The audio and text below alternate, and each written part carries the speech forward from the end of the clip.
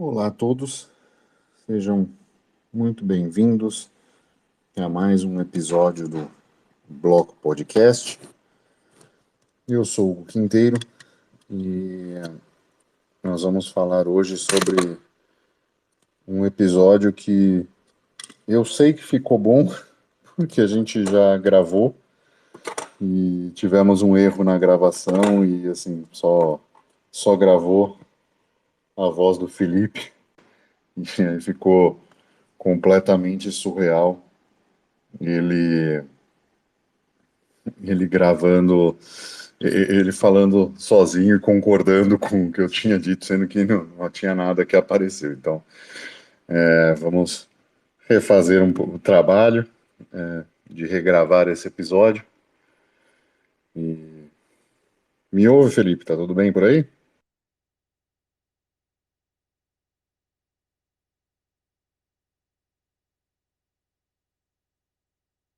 Opa, ouço sim. Tava travado o microfone aqui. Meu áudio tá bom aí? Tá perfeito. Então, eu tava falando que a gente teve que regravar esse que perdemos o meu áudio, estranhamente.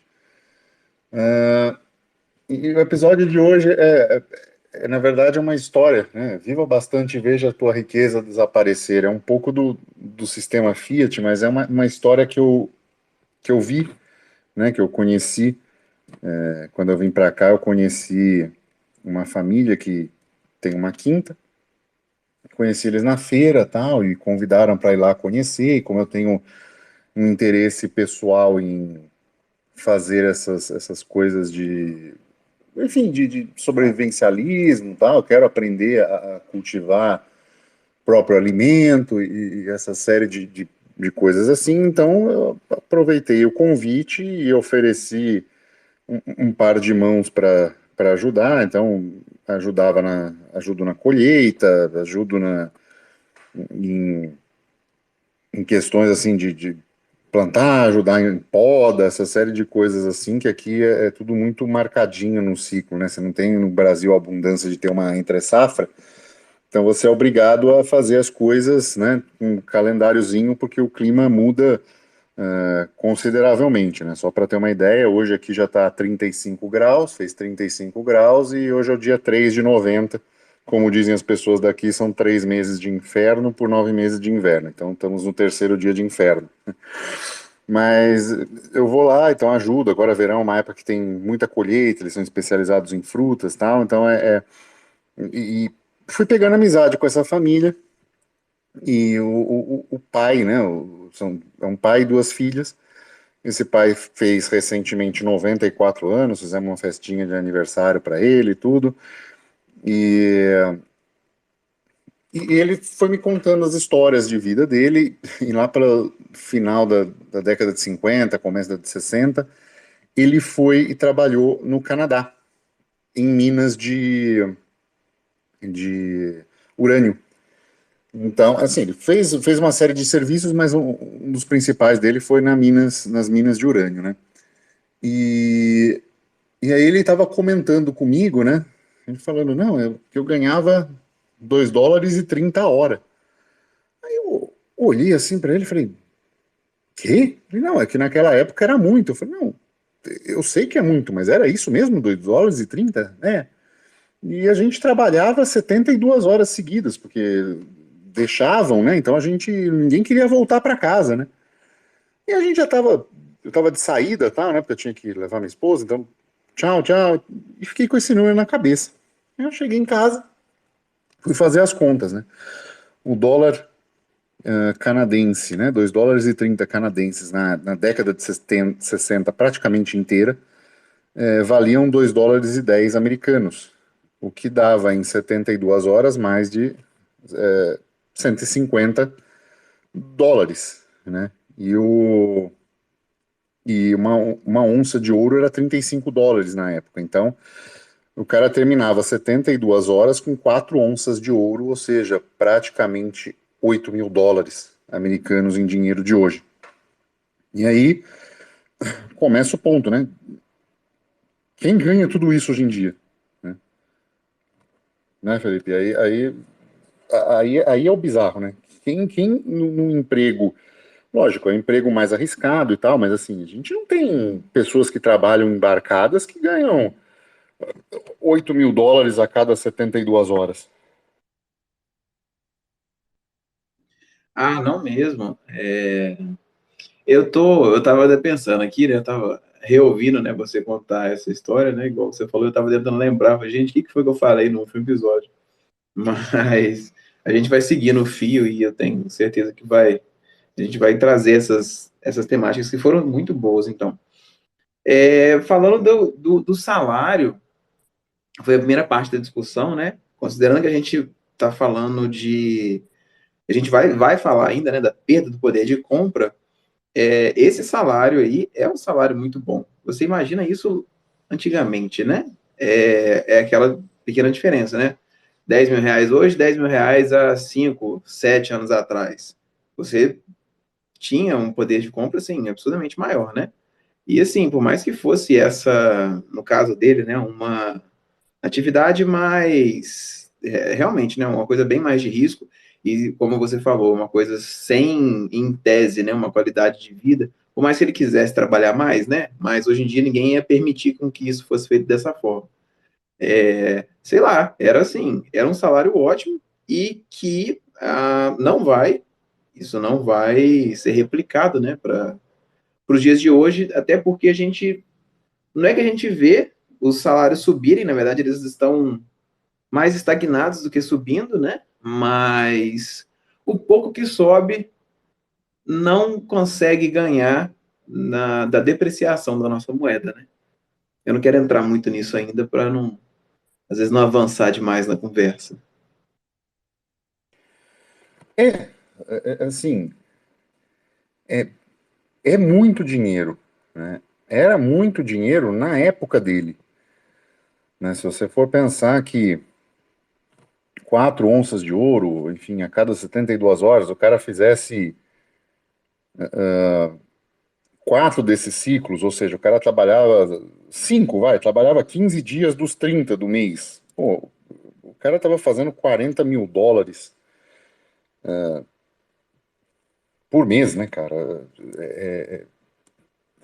É muito dinheiro, né? Assim, é muito dinheiro em padrão de hoje, é muito dinheiro no padrão daquela época. Se você for ver preços de imóvel na época, pô, o cara comprava um imóvel com 6 meses de trabalho, assim, facilmente, né?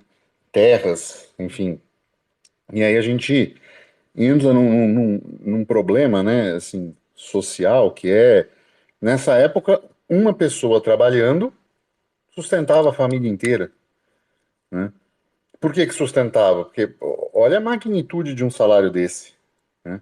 Nós não temos trabalhadores hoje assim e, e obriga mais pessoas da família a fazerem turnos de trabalho, a abrir mão de conforto, a abrir mão de tipo de vida, né?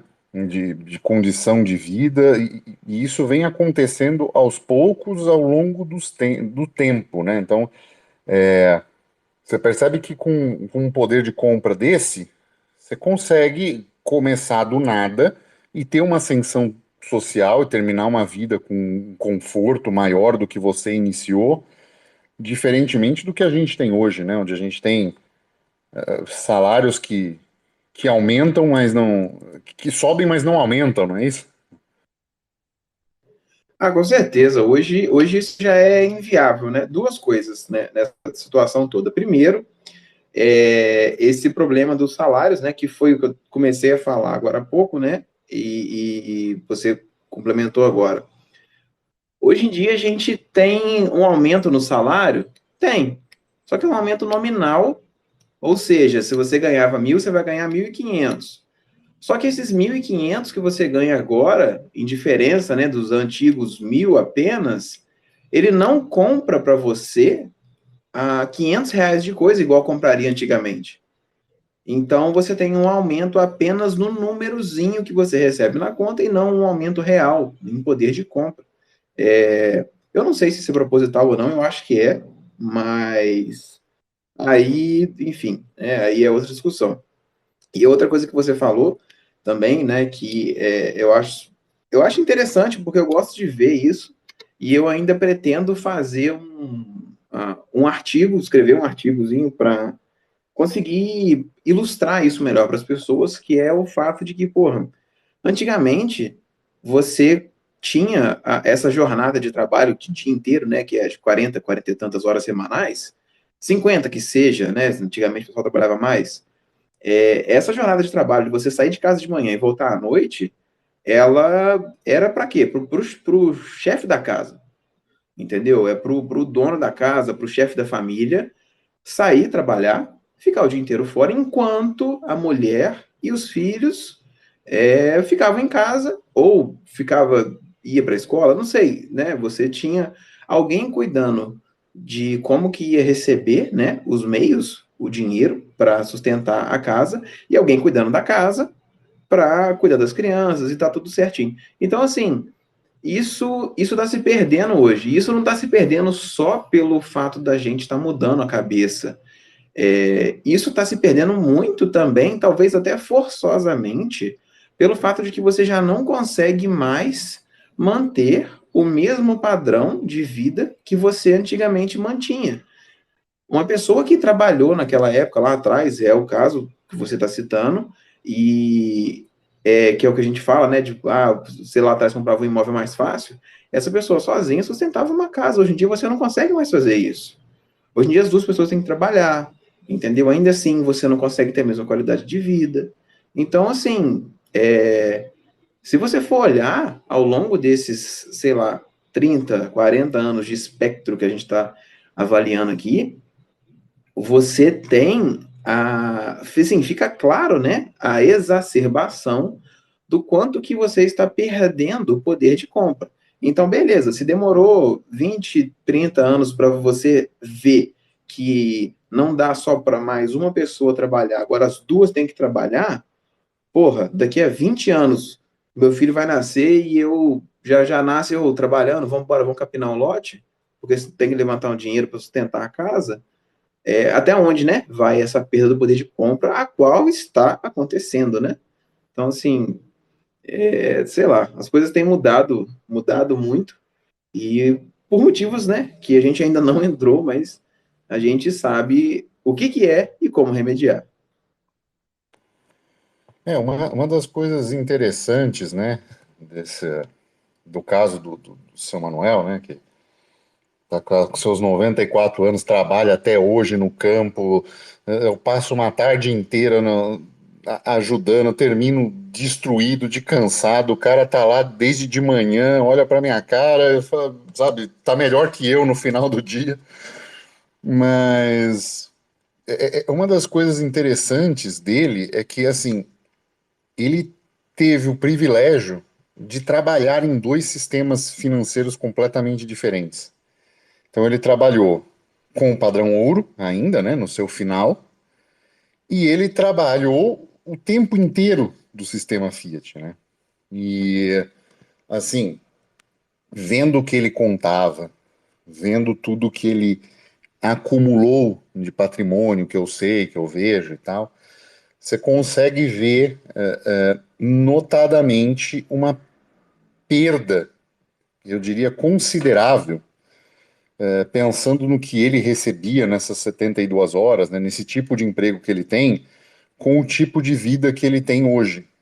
Ou seja, você consegue ver como o sistema Fiat, né, inflacionando o dinheiro ao longo do tempo, de uma maneira pequena, né? Assim, entenda que, diferentemente do Brasil, aqui na Europa não teve nenhum surto de hiperinflação, né? A gente está falando de Canadá e Portugal, né? Assim, escudo não teve hiperinflação, o euro não teve hiperinflação, mas mesmo assim você percebe que em 50 anos o patrimônio da pessoa foi dilapidado, né?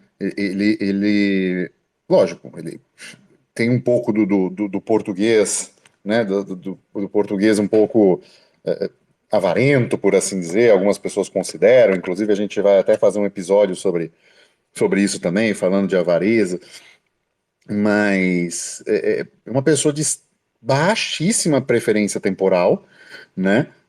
Que economiza, né, em coisas que às vezes poderiam ser uma qualidade de vida melhor para ele, mas a pessoa, né, aí é o respeito que eu tenho pelo indivíduo, o cara não quer, não acha isso relevante e tudo bem, né? Segue a vida da maneira, diria até um pouco dura, mas é que ele mesmo coloca ele mesmo, né? Então, assim, eu acho que é um estilo de vida dele, mas você percebe que a pessoa que foi, né? Assim, o cara terminou, parou de trabalhar no Canadá, veio para Portugal, recebeu, acho que, a herança do pai, casou, tudo, comprou propriedades, terras, mora numa consideravelmente grande propriedade, né? Assim, dessas que você consegue ver no Google Maps, assim, tudo é grandinho, não é gigantesco, né? O padrão brasileiro é pequeno. A gente chama de sítio no Brasil. Mas você consegue ver que ele tinha isso, tem um outro lugar, enfim. E você percebe que ao longo do tempo não foram feitas coisas, não foram feitas melhorias, né? Você tem um trator, mas o trator é velho, né? E aí não compensa muito trocar. Você percebe que o padrão foi caindo ao longo dos tempos e isso está diretamente ligado à inflação do sistema Fiat, né? Sim, isso é para todo mundo, né? Essa quebra, essa diminuição, né, do poder de compra. E juntando, né, considerando isso que você falou, né, que ele pegou, né, esses dois sistemas e tal, eu acho que a gente tem visto essa perda do poder de compra bem mais exacerbada hoje em dia, né? Não falando que para a gente está pior, né? Mas pelo fato de que a gente tem, se você for avaliar gráficos, por exemplo, de emissão de moeda, que, pelo menos no caso do dólar, eu vi isso, eu acho que no real foi a mesma coisa. O que demorou 100 anos para você emitir de uma moeda foi emitido nos últimos 3 anos, uma coisa assim. Então, assim, a gente já está vendo, né? Hoje, é óbvio, a gente vê na inflação das coisas um reflexo dessa impressão de dinheiro. E o grande problema disso tudo é que isso só contribui para esse poder, perda do seu poder de compra, né? Que a gente tá falando aqui. É assim, é um problema que meio que não está na gente, e a gente até havia falado isso quando a gente tentou gravar o último, né? Que é uma solução, na verdade, assim, a solução para isso não existia até 2008, 2009. E assim, antigamente a gente teria que, obrigatoriamente, conviver com isso. O máximo que você poderia fazer era sair de uma moeda ruim, por exemplo, o real, e comprar franco suíço, comprar dólar, comprar euro, e ficar, né, nessas moedas que são de, né, lugares um pouco mais de senso financeiro. E aí você consegue manter um poder de compra, né? Hoje a gente já tem uma proposta muito diferente, que é meio óbvio para todo mundo, que é o Bitcoin, né? Mas que até pouco tempo atrás não existia. E agora ela existe, e avaliando dados de 10 anos para cá, tem se mostrado uma ótima alternativa a essa perda do poder de compra, a qual vai continuar. Não vai melhorar. Nenhum governo, agora que eles viram que eles podem emitir à vontade, emitir tanto de dinheiro que eles emitiram na pandemia, e viram que as pessoas já não estão meio que anestesiadas a isso, os governos vão continuar emitindo dinheiro. Eles vão continuar emitindo dinheiro para pagar o funcionalismo, para emitir dívida, para salvar banco, para fazer todas essas coisas que todos os governos já fazem. Isso vai continuar. E vai continuar depreciando a sua moeda. Talvez deprecie mais o real do que o dólar? Sim, mas, em todos os casos, não tem como fugir. Essa depreciação ela vai acontecer caso, né, você não saia, né, não fuja disso e vá para esse sistema alternativo que hoje existe aí para a gente usar. É, na verdade, assim, só dizendo uma única alternativa que você tinha esse sistema Fiat até 2008 era basicamente você comprar e estocar ouro, né? Com todos os problemas de custódia doméstica, de ter lingotes de metal em casa, né? De vir uma proibição estatal qualquer, né? Como teve o ouro nos Estados Unidos, né? Como tem ouro na Venezuela. Então, é extremamente problemático, né? E o ouro também é manipulado por uma desvalorização, né? Você tem bancos centrais Pô, o seu áudio grandes. ficou longe, cara. Oh, melhorou? Não, ele ficou longe, que pra mim pode ser o meu telefone, então é. Tá. Tô falando bem perto dele. É, então deve ser meu telefone, então, mas vai lá. Tá. As pessoas estão me ouvindo? Pode dar um joinha aí se estão me ouvindo bem. É, e aí a gente tem essa questão estão ouvindo. E aí nós temos essa questão do ouro, né, ser desmonetizado propositalmente, bancos centrais acumulando, né, mas assim, era uma alternativa meio de guerrilha, né, você tinha uma série de problemas com isso até 2008 e apareceu o Bitcoin e assim, né, 2009 apareceu, de fato, resolveu esse problema, tem resolvido esse problema. Lógico que ainda nesse sentido é muito cedo, né? A gente pensar nele como uma reserva estável de valor ao longo do tempo. Mas já é interessante entender que parte do preço do Bitcoin, né, não é só do interesse das pessoas em ter o criptoativo, né, em ter a moeda. Não é só o colecionável, né? Todas as moedas do mundo surgiram inicialmente como colecionáveis. E esses colecionáveis têm esse aumento de valor porque tem um aumento de procura. Só que tem um outro fator muito importante que é essa impressão desenfreada de dinheiro.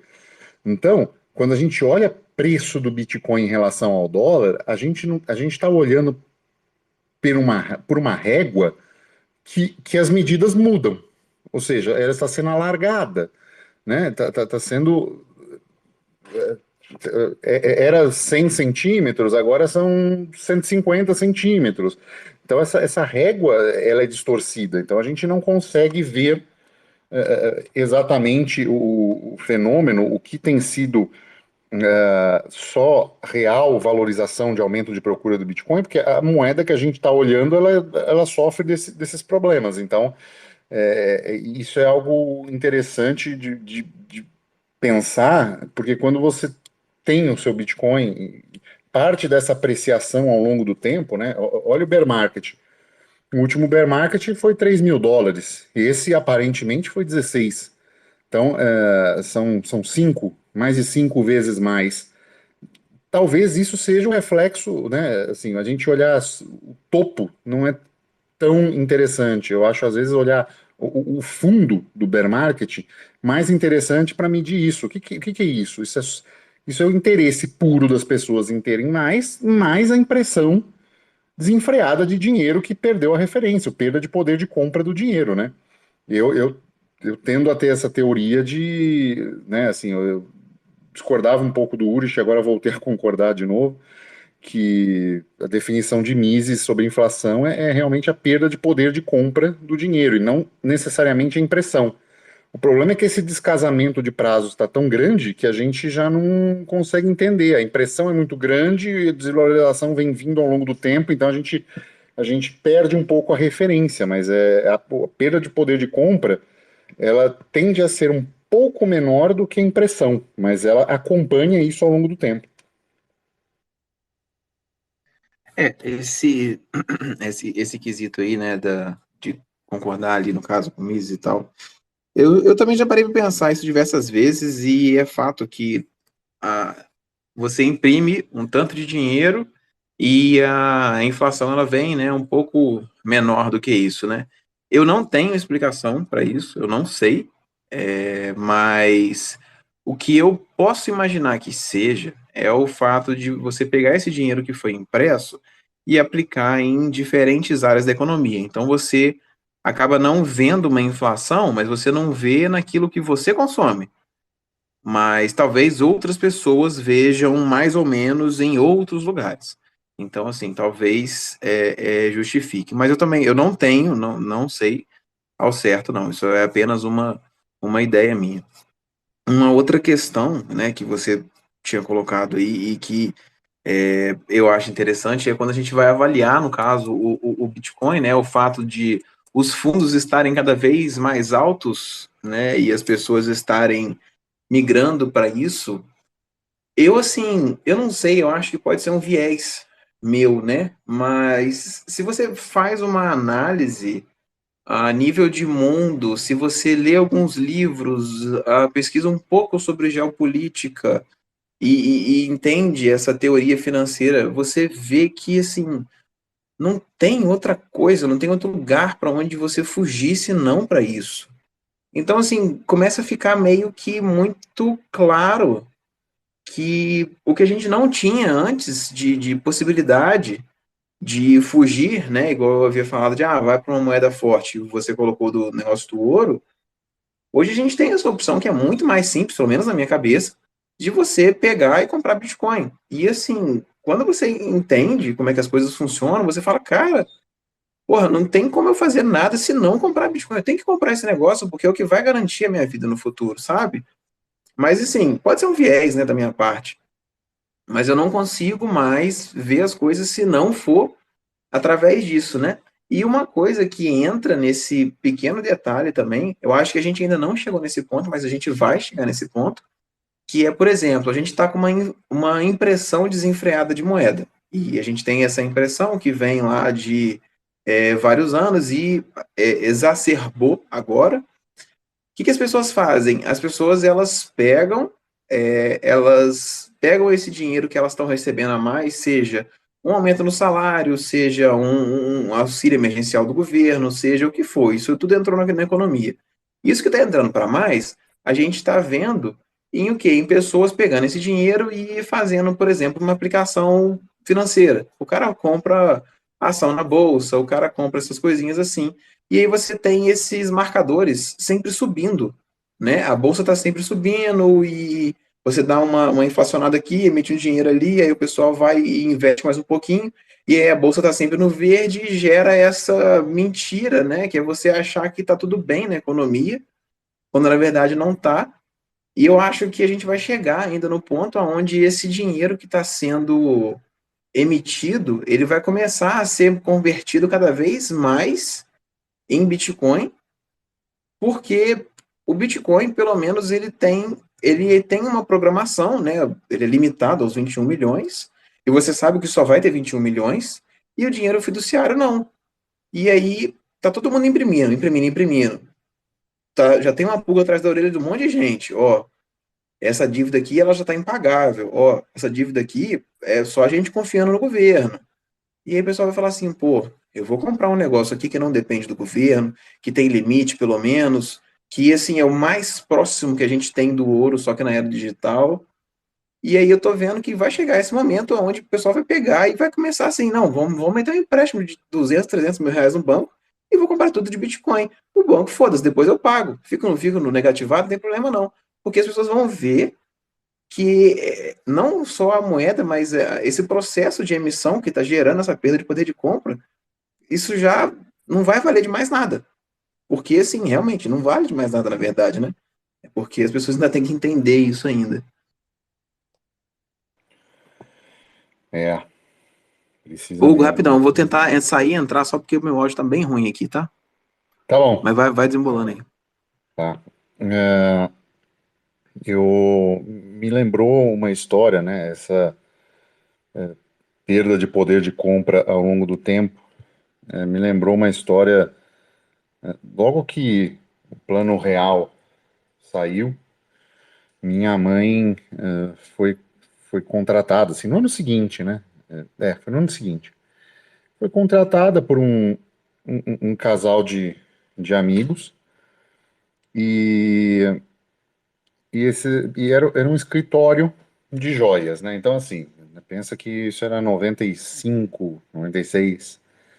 Então, a gente, né, assim, não existia celular era uma coisa raríssima, né? Então, o cara ficava o dia na rua com os clientes, ele tinha esse escritório, né? Tinha algumas coisinhas lá que fazia alguns pequenos serviços de ouro.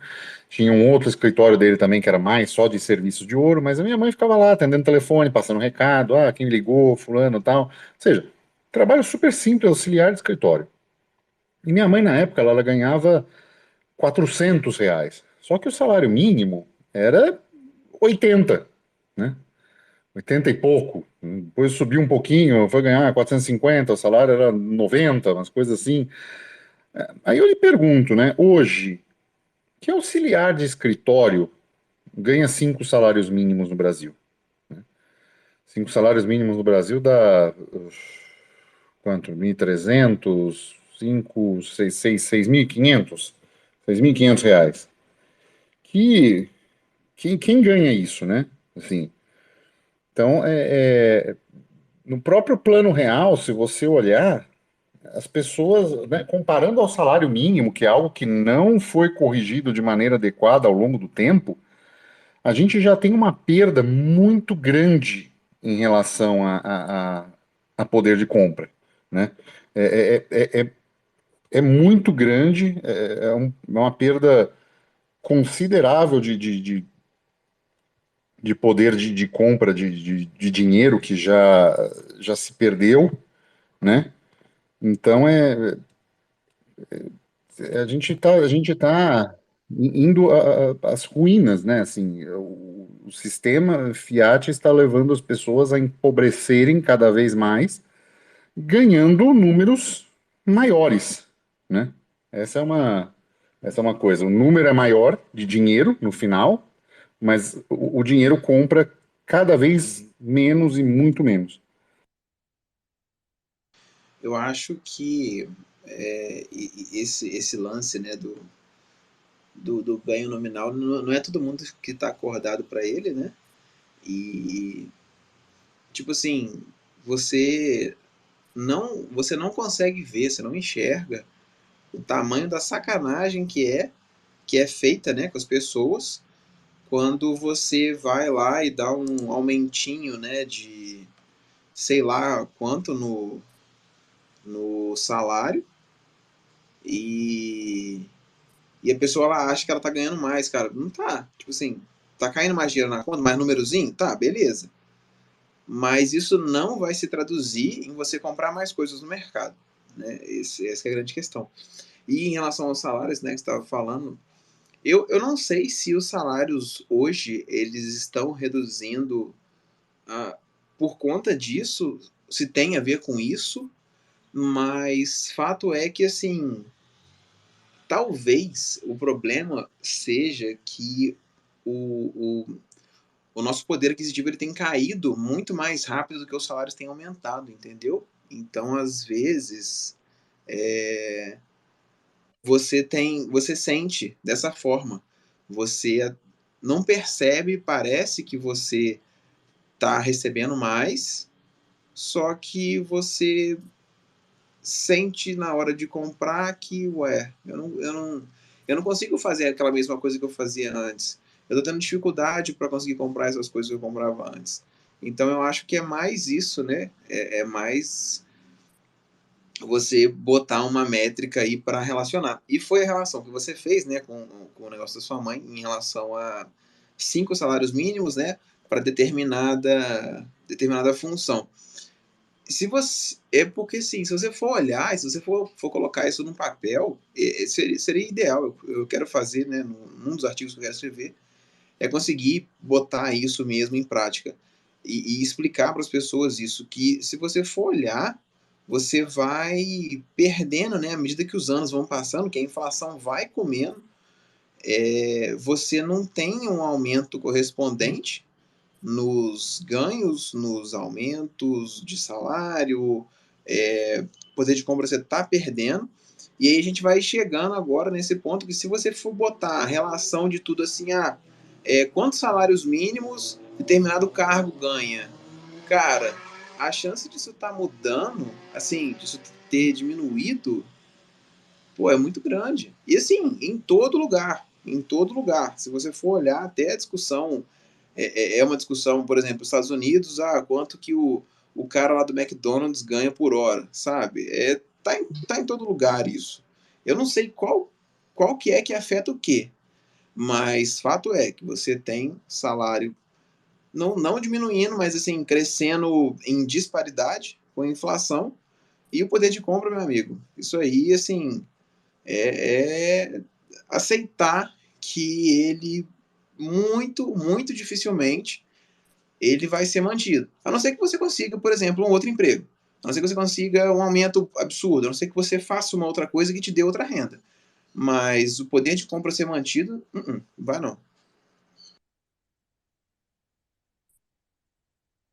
É, no limite do teu obséquio, você já tem mais de 3 décadas de vida ou menos? Eu tenho 30. Acertei exatamente o número. Cara, você não viu certas coisas no Brasil acontecendo que eram surreais, assim, sabe? De hiperinflação, de você ver seus pais recebendo dinheiro, né? Assim, dinheiro em espécie não circulava quase no país. Então era tudo na base de cheque, cheque pré-datado. Foi aí que o Brasil criou um dos sistemas bancários mais sólidos do mundo, né? Assim, dado a esse uso excessivo, né, nessa década. Então, era muito complicado, porque assim, a pessoa recebia, né, dinheiro não podia dormir em casa, né? Então, assim, de você fazer acordo com o cara da padaria e você comprar pão com cheque, para você ter ideia que isso assim não era um mundo bizarro, sabe? Mas era muito difícil, cara, sabe? Você precisava planejar suas compras, porque senão o dinheiro se perdia, sabe? Meu pai tinha uma transportadora, para você ter uma ideia, ele tinha o prazo de 3 dias para pagar a pessoa. Então, assim, ele recebia da empresa, né, que queria o transporte e contratava um caminhoneiro e esse caminhoneiro fazia e levava a carga. E ele tinha 3 dias para pagar entre o salário, a, a, a transportadora, a empresa pagar ele e ele pagar o caminhoneiro. E esses 3 dias era dinheiro no banco, porque isso dava às vezes 15%, sabe, de diferença. Então ele ganhava esse spread todo em cima do dinheiro, que é uma coisa que, assim, a tua geração já não viu, né? Ela já viu um mundo de uma inflação lenta, né? Que se você não percebe, se você não está ali atento a essas pequenas coisas, o poder de compra vai diminuindo, né? Quando você era moleque, pequeno, as barras de chocolate tinham 200 gramas, hoje, com muita sorte, elas têm 100, entendeu? Então você vai vendo esses produtos sendo reduzidos para ser não mantido o preço, mas cada vez mesmo você ainda consegue comprar menos.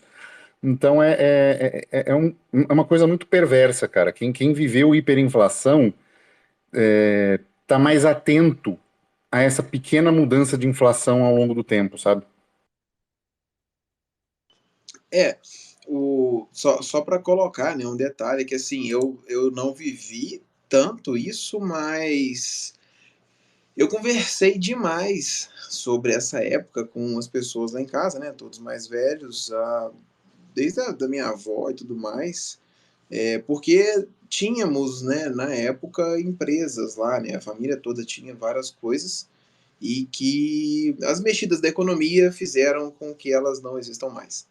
Mas esses absurdos, né? Eles eram tratados, né, e falados até com uma certa normalidade que hoje me assusta. Então, assim, é muito comum, né, a pessoa falar, explicar. E, por exemplo, lá em casa tinha umas caixas, depois, né, que já tinha mudado para real, já tinha, assim, caixas de cruzeiro, cruzado novo, sei lá, cruzado real, não lembro qual era o último, antes de mudar para o real, acho que foi cruzado real. Então, tipo assim, era caixa de dinheiro. E assim, eu olhei aquilo a primeira vez que eu vi, eu lembro que eu era novo, eu falei, novo, ó, o tanto de dinheiro que tem aqui. Tipo assim, não, não é assim e tal. E assim, isso era tratado com uma normalidade que assim, é até engraçado se você for olhar, né? Hoje isso é uma coisa absurda, inaceitável. Mas para o povo na época, acaba meio que vai entrando, né? Eu acho que vai entrando na mente, igual as pessoas que um dia se acharam realmente fiscais do Sarney. Coitados. Mas, enfim, a grande questão é que a gente passa por isso, né? Países, né? Nações, estados, eles passam por isso, mas eu acho que a gente já está num ponto, né? Ainda bem, que a gente já consegue ter um pouco de conhecimento de financeiro mesmo para poder entender que existe uma saída, né? Por mais que não esteja no ideal agora, né? Não é, foi o que o Hugo falou, ainda não é a melhor das melhores reservas em termos de estabilidade, etc. Mas, cara, já é uma ótima opção. Já é assim, é enxergar a luz no fim do túnel. A gente consegue sim já imaginar alguém que. Alguém não, no caso, é o Bitcoin, né, como uma ótima opção para a gente não viver, ou talvez se viver que seja mais brando quando vier uma situação dessa, porque a gente não está isento, tá? Não é porque já passou que não vai acontecer de novo. Vide Argentina, vide Venezuela, vide todos esses outros países aí, tá? Eles já foram muito ricos e bons algum dia. É, só fazendo uma. Você tem 30, eu tenho 40. Quem tem 40 anos lembra de três coisas na vida. Lembra que era o Cruzeiro Real, valia 2.750 para trocar por R$ 1, era Cruzeiro Real a moeda, então foi quase três vezes o valor. Depois a gente ter visto vários que era cortar três zeros, esse foi um ponto. Você lembra o que você estava fazendo o dia e a hora quando Ayrton Senna morreu? E você lembra aonde você estava fazendo o quê quando o Collor entrou no governo e roubou o dinheiro de todo mundo? Então, assim, das três coisas assim inesquecíveis que todo mundo lembra, duas delas foram diretamente ligadas a governo e dinheiro. Então, assim, é hora da gente fazer o máximo possível, né? Que quem viveu isso tem esse anseio de tirar dinheiro do Estado, né? Tem essa vontade latente, porque aprendeu a não confiar, né? Viu familiares, viu pais, viu uma série de coisas assim, perder patrimônio, gente se matar, sabe? Porque roubaram, né? Simplesmente assim, né? Para quem tá vendo isso e tem menos de 40, o resumo foi o seguinte: um belo do dia acordou, troca de governo, né? 1º de janeiro, feriado, ministro da Economia, lembra, né? Hiperinflação, todo mundo com dinheiro no banco, não pode deixar em casa. Hiperinflação, você liga a televisão, ministra da Economia, Zélia Cardoso de Mello, recém-nomeada, pronunciamento nacional, o negócio é o seguinte: está congelado todos os depósitos, além de 50 mil cruzeiros, que eram US$ 50. Então, assim, tudo que você tinha no banco estava congelado. Então, assim, é ruína, né? Imagina, você sai no final de semana, você tem todo o seu dinheiro, patrimônio, uma série de investimentos lá, tá tudo congelado. Você tem US$ 50 agora para usar. Então, foi esse o nível do roubo que foi feito, né?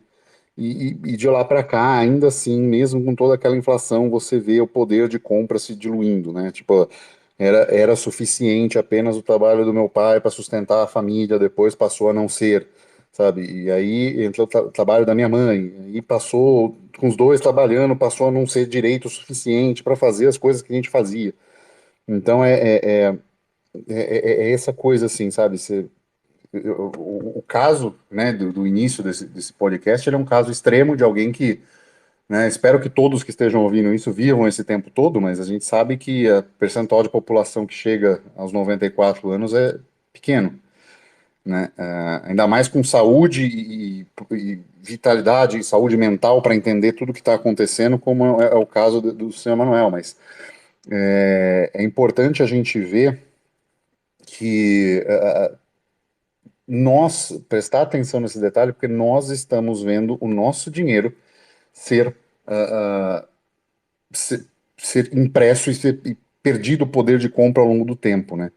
A gente pode deixar esse dinheiro no banco, se arriscar, investir, fazer uma série de situações e diminuir essa perda ao longo do tempo, ou a gente pode pegar uma parte significativa e colocar no Bitcoin e perceber que isso tende a ser valorizado ao longo do tempo e sabendo que é o seguinte, é colocar num ativo desse que tem risco de a zero, tem risco de a zero, mas o dinheiro fiat ao longo do tempo é certeza que vai a zero. Então é trocar uma dúvida por algo que é certo. Então talvez valha a pena ficar com essa reflexão também, né? Duas coisas. A gente já está quase chegando em 1 hora de podcast. Duas coisas que eu tenho nessa ideia, que é maravilhoso que você tenha falado isso, porque a gente vê aí na comunidade a pessoa que, se você falar que o Bitcoin ele pode ir a zero, nossa senhora, a pessoa tem um filho na hora, né? Mas é fato, né? É fato que é isso mesmo. Tudo no mundo tem a possibilidade de subir muito de valor ou de cair. A adoção pode cair, gente, acontece, tá? Mas de todos os casos, se você for avaliar as opções que a gente tem aí fora, faz muito mais sentido que você tenha Bitcoin, porque a chance de você se manter no jogo é muito maior do que você estar em moeda fiduciária apenas. É a primeira coisa. E um outro detalhe, aconteceu comigo isso essa noite. Na verdade, eu estava num fórum que eu participo, ele é internacional, e alguém havia publicado lá uma questão que acontecia, acho que sei lá, no Japão. E aí falaram assim, para você fazer isso aqui custa, acho que US$ 50. Se você aí 3 comentários chamaram a minha atenção. As pessoas que comentaram eram certamente, né, de países mais pobres, e um falou assim, nó, isso aí é o preço de um salário mínimo onde eu vivo. O outro falou que ele não tinha nem limite para isso no banco, e o outro falou alguma outra coisa assim também, que você consegue ver que, assim, para aquela pessoa, para a realidade dela, US$ 50 é uma coisa absurda. Então, assim, é interessante você colocar isso na perspectiva da perda do poder de compra, que tudo bem que é uma comparação com o dólar, né? Mas aplica-se em ambos os casos. Que essas pessoas, eu não sei de que países que eles eram, eles já estavam numa depreciação cambial que você já não consegue ter poder de compra mais para tirar da sua conta ou botar na mesa US$ 50. US$ 50 é R$ 250, assim, é uma coisa é, é, é viável para muita gente. Por mais que assim, eu não tenho para te dar, beleza. Mas se precisar, você consegue arranjar. Então, assim, é uma coisa que é tangível para a gente. Só que o detalhe, é tangível para a gente hoje. Pode não ser assim no futuro. E é aí que entra toda essa conversa, essa discussão, e é aí que a gente começa a se preparar. Fazendo o quê? Investimentos mais inteligentes. A gente, né, fala muito do Bitcoin. Tem gente que não aceita muito isso e quer ter dólar. Beleza, já é alguma coisa, já é melhor do que você ficar em real, por exemplo. Mas. Então, assim, isso me chama muito a atenção, porque você vê, eu não sei de onde que essas pessoas eram, mas assim, não necessariamente eram países muito bons. Mas a questão é que isso está acontecendo em diversos países do mundo, já assim, olhando num período um pouco mais longo, né? Se você for olhar para 5, 10 anos. E assim, a gente pode estar também nesse movimento. Se a gente não abrir o olho, a gente vai estar entrando nesse meio dessa perda de poder de compra gradativa, principalmente olhando, né, em relação ao dólar, porque é hoje a moeda mundial, né? E quando você se liga, quando você se dá conta, já se passaram 10 anos que você perdeu de oportunidade de investir, de ir guardando com o tempo, de ir fazendo um DCA. Então, assim, a gente tem sim que avaliar a possibilidade da perda do poder de compra da nossa moeda. Ela é muito real, ela está na nossa cara, é bem provável que isso aconteça, e o mundo já tem mostrado que a gente está perdendo poder de compra. Foi a discussão no início do podcast inteiro. A história mostra pra gente que a gente está perdendo poder de compra. Nesse caso, o que a gente teria que fazer é, eu sugiro, né, comprar um Bitcoin, para mim é uma coisa que faz muito sentido, expliquei um pouco atrás, ou pelo menos um dólar, que seja, porque é muito provável disso acontecer.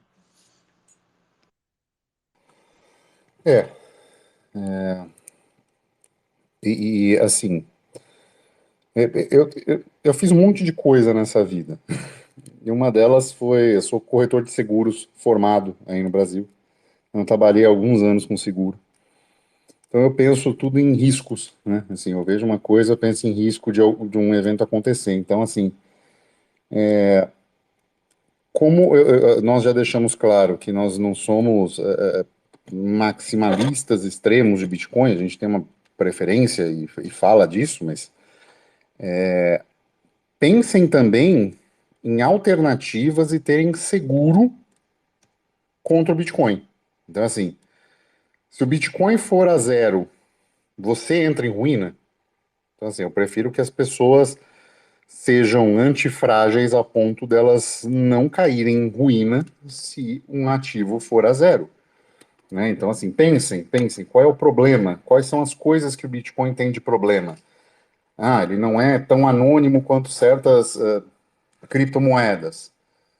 Tá, então você começa a pensar nessa criptomoeda, né? Enfim, pode ser o Monero, pode ser outra, mas comece a pensar também em alternativas, né? É lógico que não é para fazer 50-50 num patrimônio, mas tem um seguro, porque se privacidade, por exemplo, for extremamente importante ao longo do tempo por uma repressão brutal do Estado ou alguma coisa assim, você tem alguma coisa que te segura contra isso, né? De uma questão de chain analysis, de uma série de coisas assim. Então, fica esse lembrete também para a gente, né, pensando a longo prazo, né, não é uma corrida de 100 metros, né, não é o próximo halving, não é o próximo bull run, né, a gente está olhando como a gente vai querer estar aposentado daqui 20 anos, né, 30 anos para alguns, 20 anos para outros, né, então é uma situação que a gente precisa olhar isso mais a longo prazo.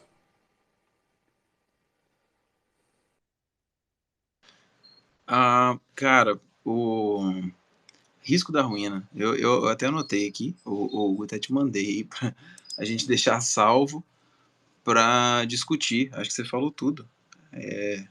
Maravilhoso.